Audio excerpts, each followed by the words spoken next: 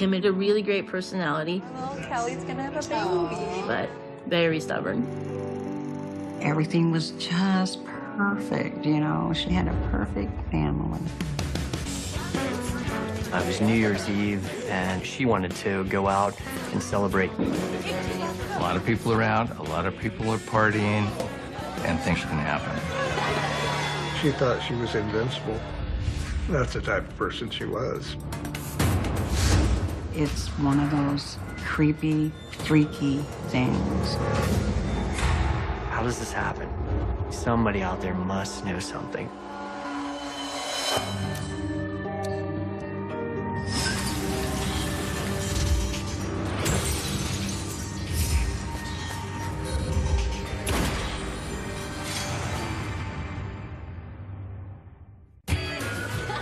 We're just about 30 seconds away now from the ball coming down as we get ready to usher in 1993, right here in Times Square.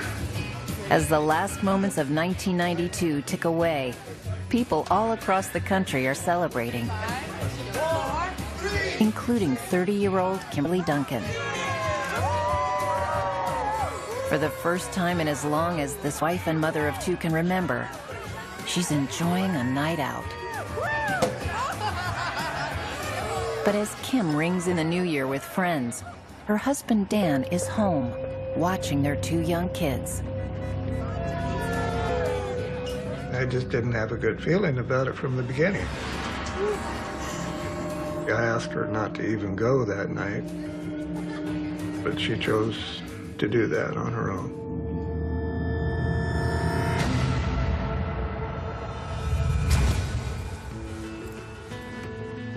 Why don't you just stay home with me and the kids? You need this. Are you serious right now?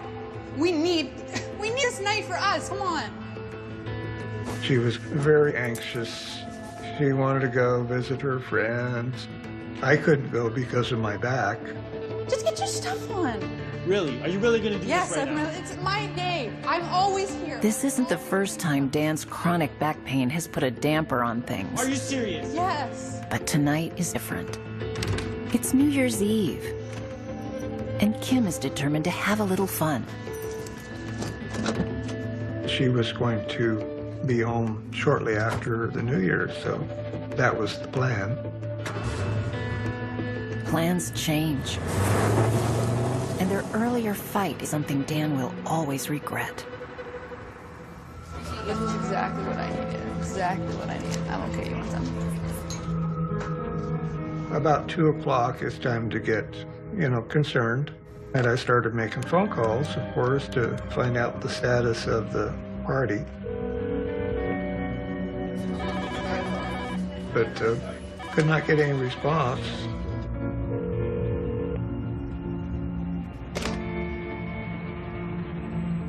I waited up because, I wanted to make sure that she got home safely. But that didn't happen.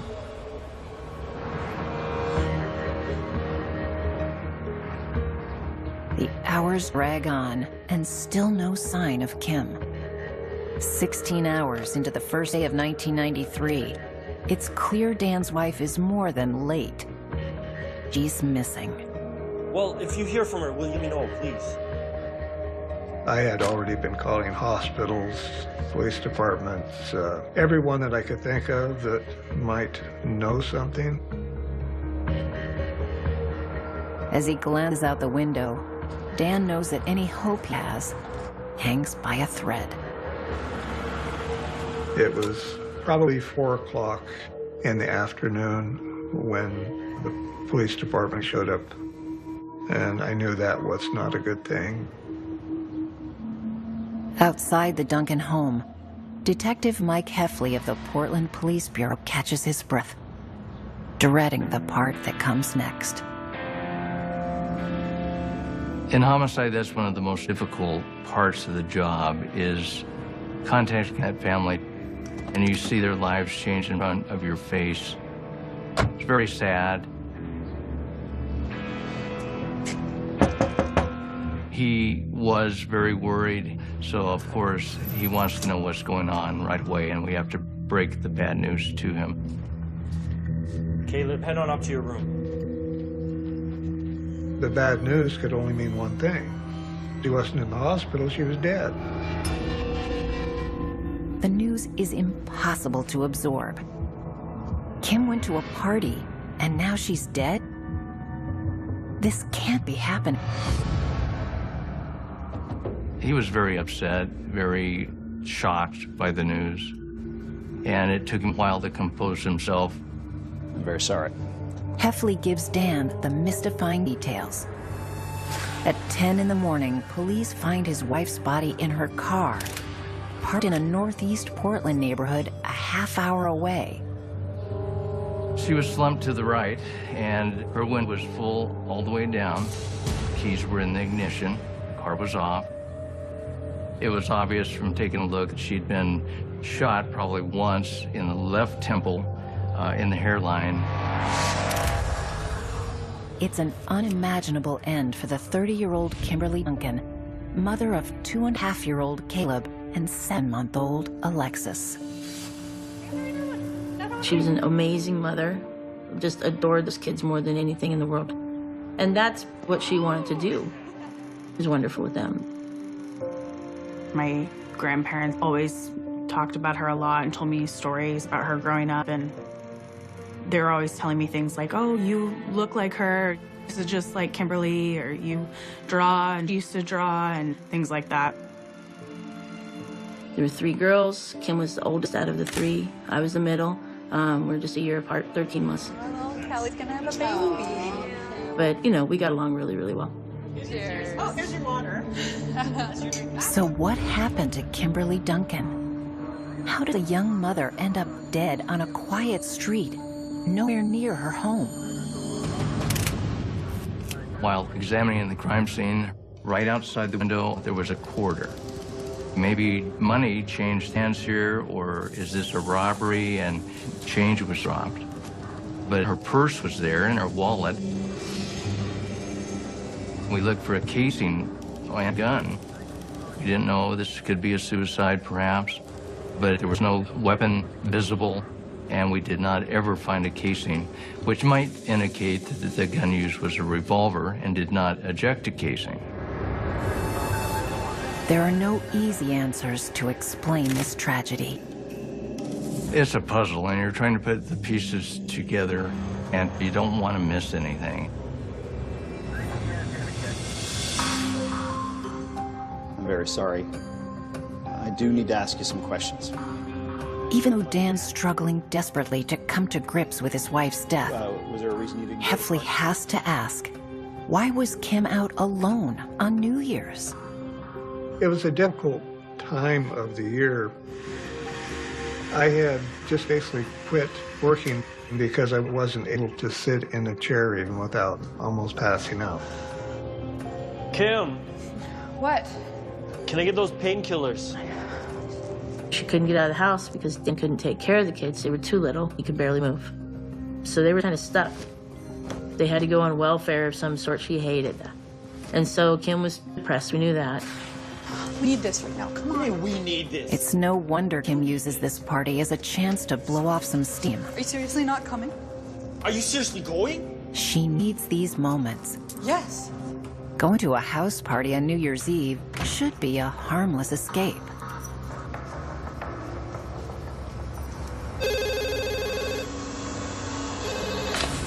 Hello? It's not long before members of Kim's family start getting the news about the violent end to her well-earned night out. What do you mean they found Kimberly? At about 8:30 at night, my dad called and said they found Kimberly. She's been shot. It's not something you ever expect. It's like, you know, you see it on TV and you go, that doesn't happen to people I know. But it did.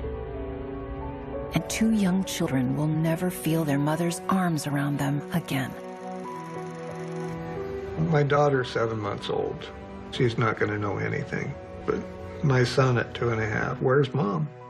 You know, where's mom? And how do you tell a 2.5-year-old his mother is never going to show up again?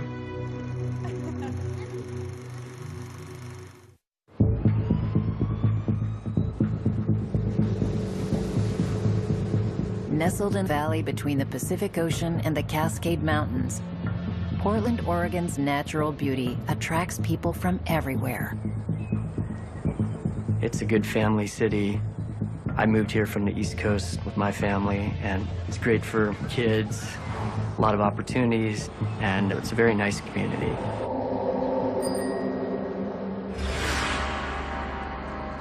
Yet for all of its niceties, Portland has a dark side. The drug trade is flowing into the city. I think every city has drugs, and that was common in Portland. We had everything from acid to marijuana, speed, all that. So when Kimberly Duncan, a 30-year-old housewife, is shot after attending a New Year's Eve party, detectives look for a connection. We used our drugs and vice division database to see if there were any drug houses where she might have been trying to purchase drugs, but we didn't find any.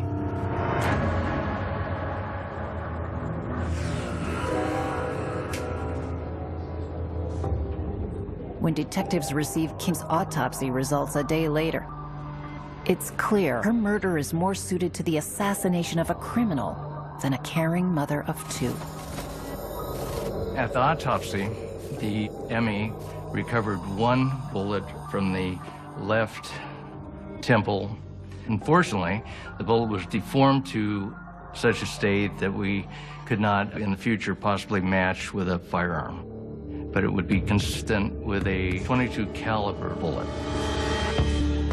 Shot in the head at close range? What did Kim do to deserve this? She was a risk taker. I mean, she would talk to strangers, she would give hitchhikers rides. She wasn't afraid to deal with people of all different backgrounds. It's like when Heffley said, "Who would want to hurt your sister?" I said, "Nobody," but she would be the kind to go, "Hey," stand up for herself, and she probably made somebody mad and they happen to have a gun. But Kim is last seen hanging out with friends. How you doing? You the homeowner? Yes, I am. I'd like to ask you some questions. Did she argue with some at the party? All indications there were no problems at this party. Everybody got along.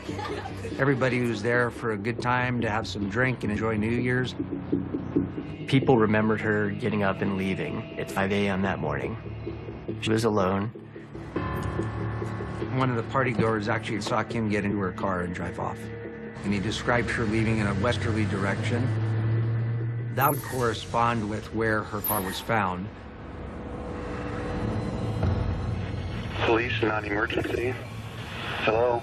What's the problem today, sir? We got a car sitting out in front. It's been there. I got it was a quarter after 6. Car was there then. A passerby sees Kim in the car around 6 a.m. He figures she's just sleeping one off. Left at 5, dead by 6. How did that 1 hour go so wrong? That 1 hour window between when she left the party and when the neighbor saw her in the car alone is crucial. Why is she seen here with her window down, and who'd she meet?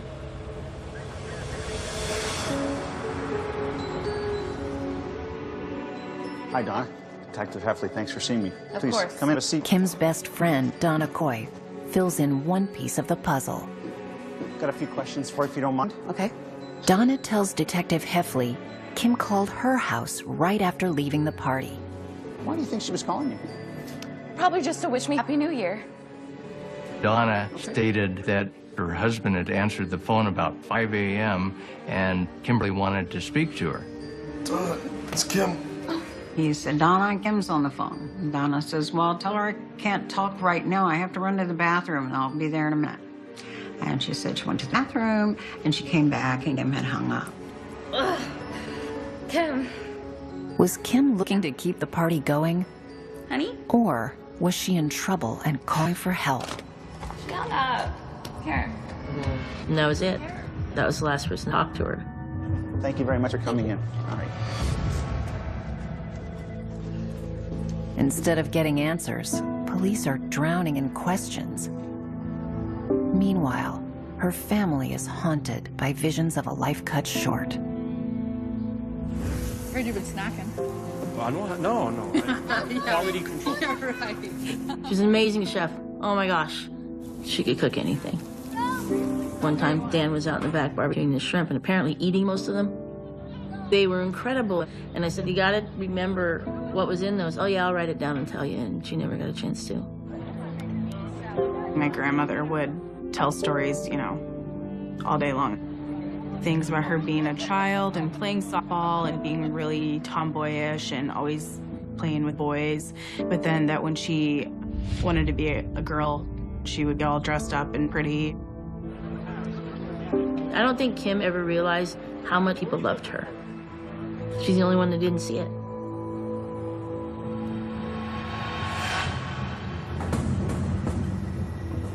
"10 days into their hunt for Kim's killer, detectives are nowhere. But all that changes when Heffley gets a tip that a guy named Billy Davis has been saying strange things since the night of the murder. They'd gotten information from multiple sources that he had claimed to be the one that actually killed Kimberly Duncan. I feel like I can tell you this, can I? He said he had shot a girl in the head with a .22, and it was New Year's Eve. You see my gun, right? You see my gun? At that point, this investigation took off very quickly. He just inserted himself right in the middle of his case. Seems random, but only the police and the actual killer know a .22 was used to shoot Kim Duncan. I shot her with my gun. And now Billy's bragging about using that exact weapon to shoot a woman on New Year's. You said I could trust you. Is this the break detectives need to bring Kim's family closure?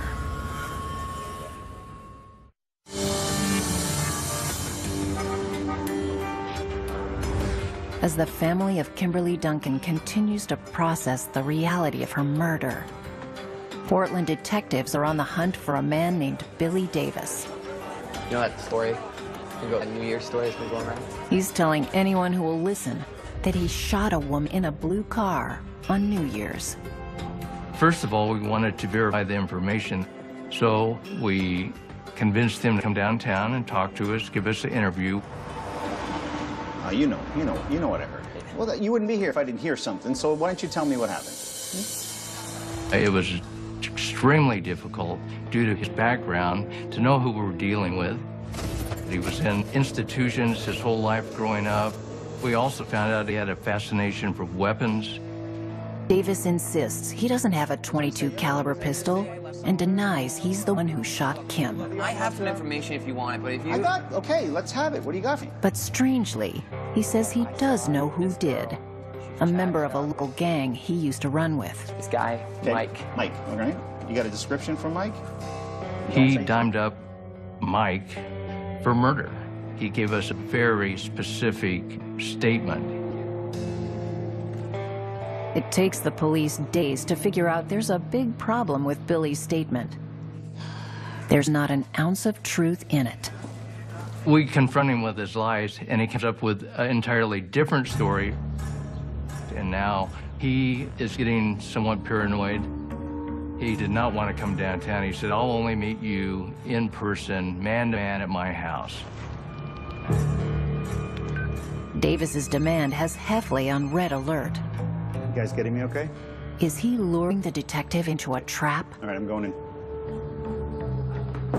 So I got a vest and had a telephone that I kept the line open to and had detectives outside in case I ran into problems.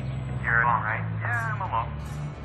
And we started talking about things, about how did you know it was 22? How did you know there was no blood spatter?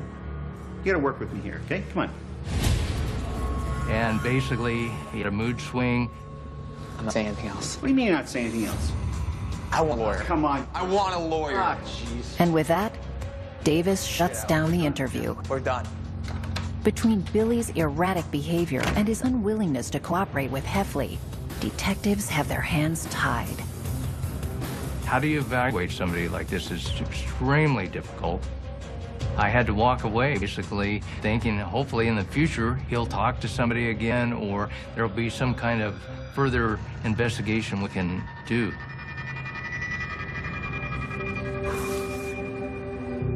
For now, Heffley writes him off as a pathological liar looking for attention. Unfortunately, with no other suspects, the case goes cold. It's a burden when you can't solve a case and close it. You're doing that for the family. They need that closure.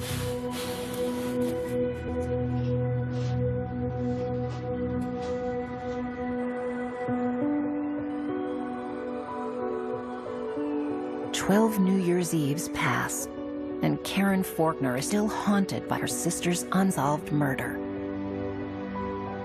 So she takes up the gauntlet, pushing the police to find Kim's killer. And there's a glimmer of hope. Karen learns Portland police have a new cold case unit. I found out about it on a news thing. I'm like, oh, wow, they have a cold case unit. So I looked up number and I called them. The news isn't good. Karen hears the cold, harsh reality. The cold case unit is swamped with 273 unsolved cases. Without new evidence, her sister's case will most likely never be reopened. Well, that just isn't going to work for Karen. Karen is tenacious. I'm telling you, she is like a dog with a bone. She will not stop. And so she kept digging and digging and digging. That digging lasts for 3 more years before Karen sees a way to jumpstart her sister's case. Well, I remember sitting at my desk thinking that I needed to get in the Oregonian, which is the local newspaper. And the person that did columns like this, I had a 2-hour interview with her. And I said, is there a possibility that you can write a column? And they did this article.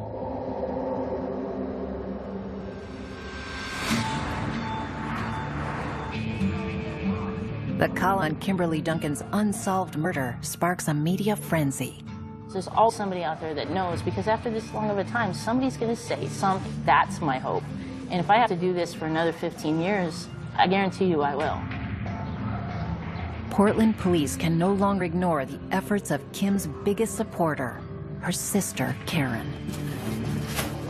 Anthony Merrill, a newly minted detective with a cold case unit, is assigned to what will be a very tough first case.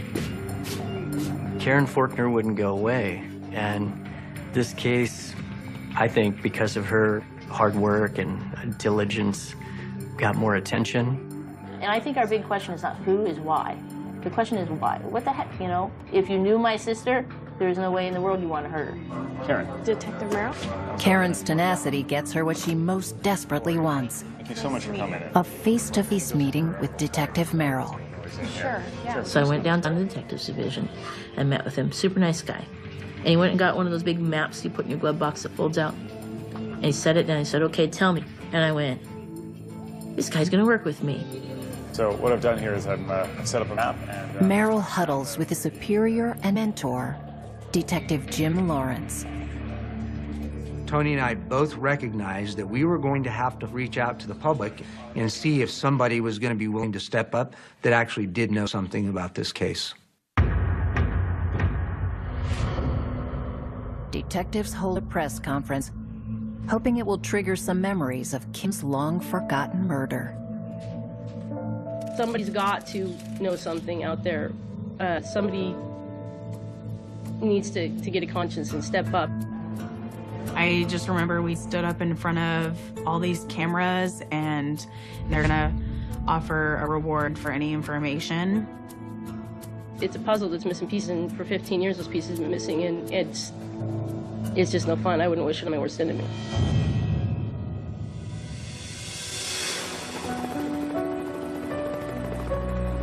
Days after the press conference, Karen's prayers are answered. Here she comes. Just not how anyone expected. Kim's best friend, Donna Coy, the last person Kim called, requests a discreet meeting with detectives. Donna. Donna. Hi. Hi. I'm Anthony Merrill. She didn't want to be seen with us, and didn't want to be seen with police at her job site. It's nice to meet you.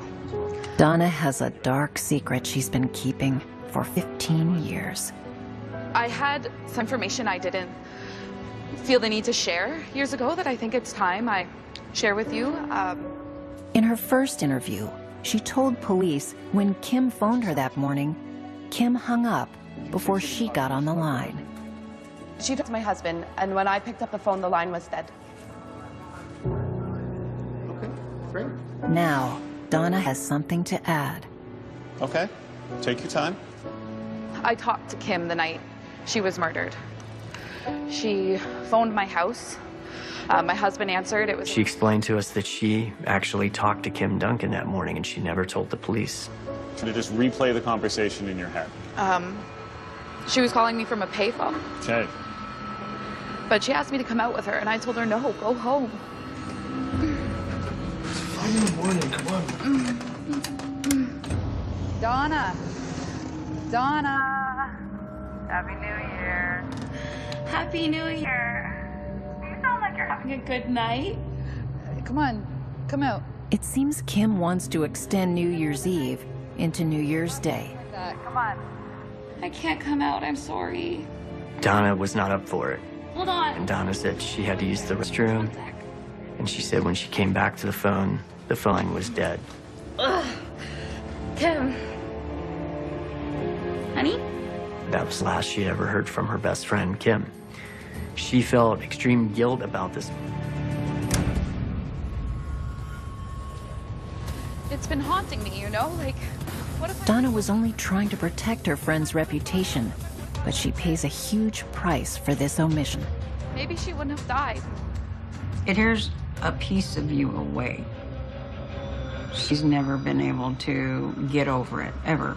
Donna, thank you. This new information is critical.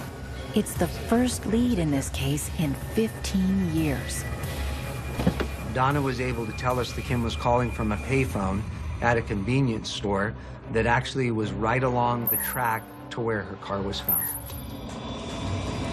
Is this where Kim crossed paths with her killer?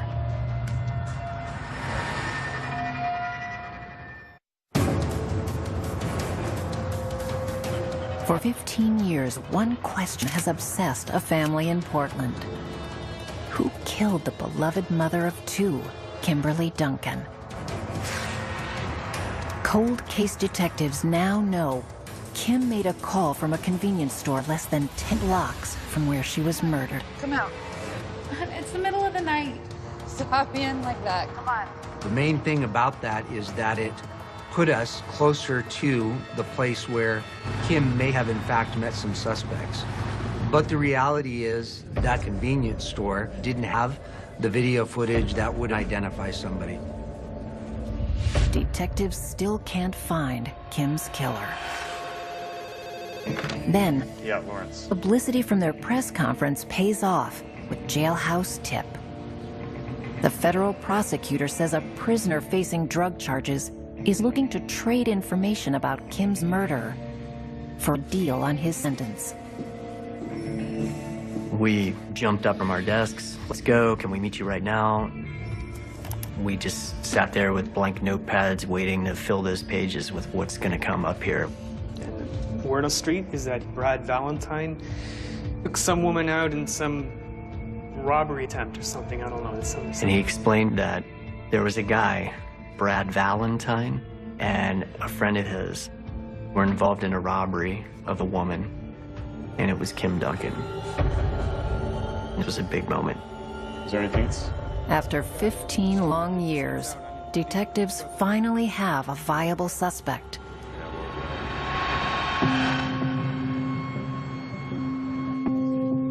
We begin looking through the database, looking for Brad Valentine, and we are not finding any records that match.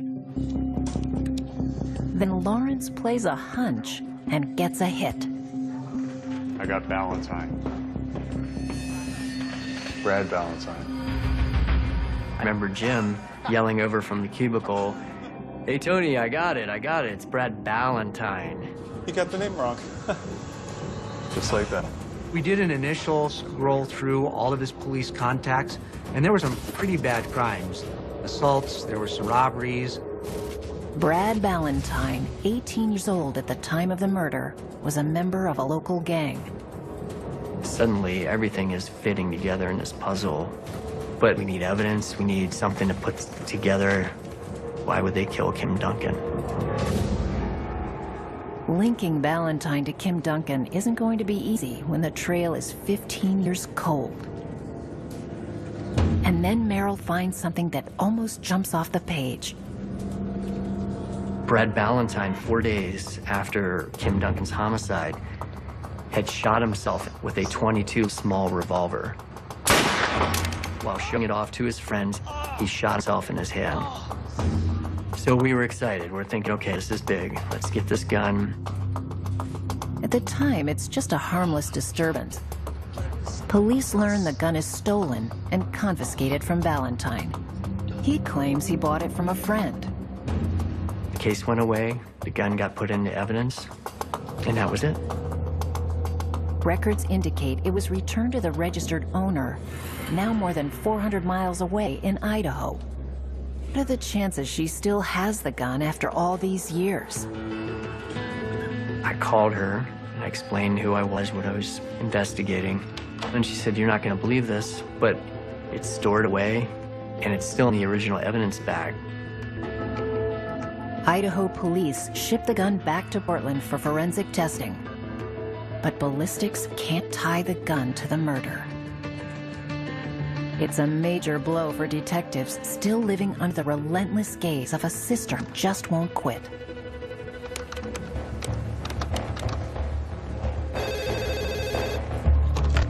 This is Merrill. Detective Merrill, it's Karen. Karen, hi, how are you? I'd call and say, "So, what's going on?" "Well, we're still working on it. I can't tell you much." That's the frustrating part. My sister's still dead. So who fights for her? And apparently that's me.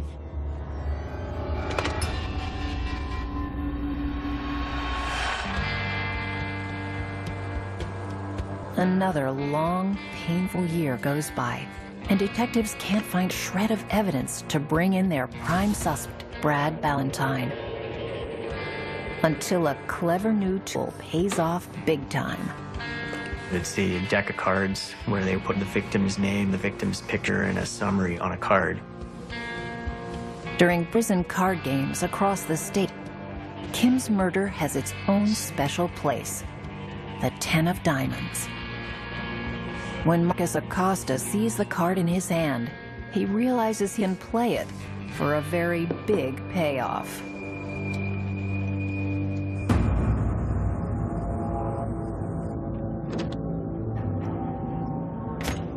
Marcus had been a fugitive for a long time. He's very hardcore. Ooh, cigarettes, getting the royal treatment. Marcus, Detective Merrill. He wanted to know what he could get if he named the shooter. District Attorney Underhill told him that he wasn't going to talk any numbers. He said, "Just so that you know, we think we know who the suspect is." So District Attorney Underhill wrote on a notepad the name and turned it upside down and told Marcus that if you name the same person we did, then you're going to get consideration. Otherwise, we're all going to walk away from this and we're all done. You have no idea. I'm still going to get my deal. Marcus looked at DA Underhill and said, Brad Ballantyne. You couldn't have contained Underhill's grin when he flipped over the notepad. Marcus looked at me and said, "Wow, you guys are good." Marcus Acosta gets his deal. Cigarettes. And detectives now have two people telling them Ballantyne is their man.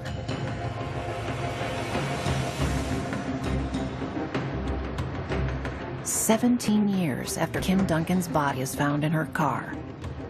And after 17 years of relentless pressure by her family, Ballantyne is arrested for her murder. I felt goosebumps because I was like, my God, you know, this thing's really going to happen. We're going to solve this case. Mr. Ballantyne, you are under arrest for the murder of Kimberly Kim. Once in custody, however, Ballantyne hires a lawyer and refuses to say a word.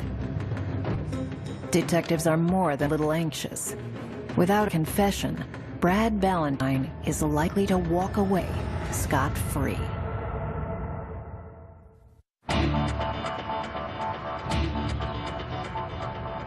Portland cold case detectives have a suspect in custody for the 1993 murder of Kimberly Duncan. but they need a confession to guarantee he goes to prison. After a year's negotiation, the prosecution enters into a very unusual agreement with Brad Valentine. Brad wanted the opportunity to get out of prison and eventually get back to his family. And Brad was also facing the death penalty. In the proposed plea deal, Valentine will receive a 25-year sentence if he meets with Kim's family and tells them exactly what happened. As a police officer, this was unlike anything I've ever experienced in my life.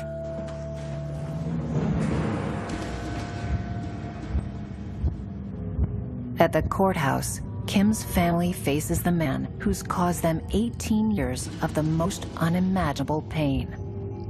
We went to court on 7th. It was really tense. Like, that was the most tense I think we've all really been. I said, you're gonna tell us everything. And if you leave anything out, we'll know. I just want to know why. Why did you kill my sister? In the hushed room, a killer tells all to his victim's family. We were out at a convenience store and just there having some hot dogs, and she walked out and we saw a wad of cash. Valentine says he watched Kim while she was on the phone, waiting for the right moment. Night is young. God, what happened to you? What happened to Brad was a good-looking guy, and he had a way with the words. Happy New Year, beautiful. Happy New Year. Is this your beast? Yeah, you're in the paint shop now. Brad began to kind of flirt with Kim. Kim had casual and kind of friendly conversation with him back. It'd be shit for the night to end this early. Yeah? We're heading to meet some friends. You coming? Well, like a party? Yeah. Kim just wants to keep a fun night going. I'm for that. You down? Yeah. See you there. Her next decision seals her fate. Brad convinced her that she should follow them to a side street. All right, you ready? When I confronted her, I wanted the money. I didn't want to hurt her. We're here. Brad got out and went up to the car. Was crouched down talking to her through the window. Just give me the money, it'll be all over. Are you serious? No. We got into an argument. I'm not kidding around. You drove me all the way out here Give in me the the money. nowhere? Yeah, and you're gonna yell at me right now? Yes. He goes, she started yelling at me. I remembered I had a gun in my pocket. No. Give me the money. Right now. She thought she was invincible right up to her last moment on Earth. Who do you think you're talking to right now? It just happened so fast. And I just pulled out my gun and... Talk to me like that. Yes, Give me the money. You drove me all the way out here and I'm not even gonna do it. I shot her. She didn't see it coming. Brad, what'd you just do? Get in the car. Get in the car.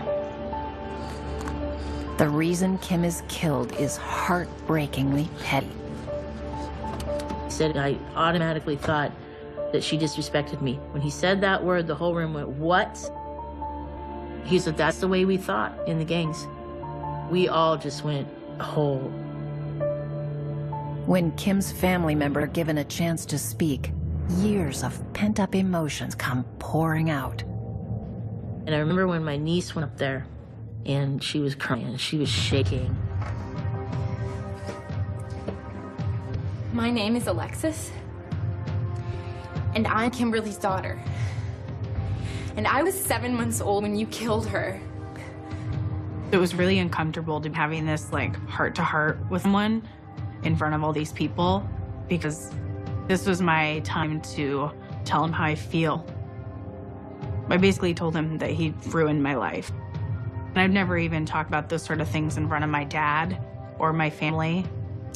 My brother wouldn't come today because he couldn't look at you. So I'm gonna tell you for the both of us that we will never forgive you. Brad Valentine is put away for 25 years. And for this, Karen Faulkner will be forever grateful to the Portland Police Cold Case Unit.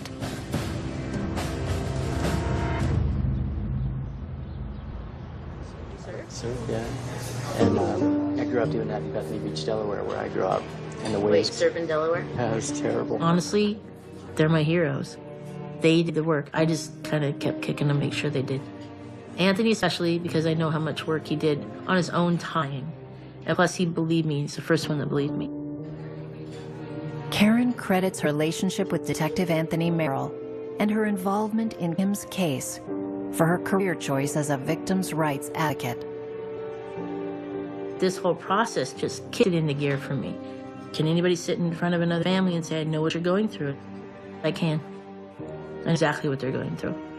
So it's important to me that victims are remembered, not the offenders. But if I want to see my sister, I have to drive to Newburgh and look at her name on a metal plaque in the ground. And that's not right. It's not right at all.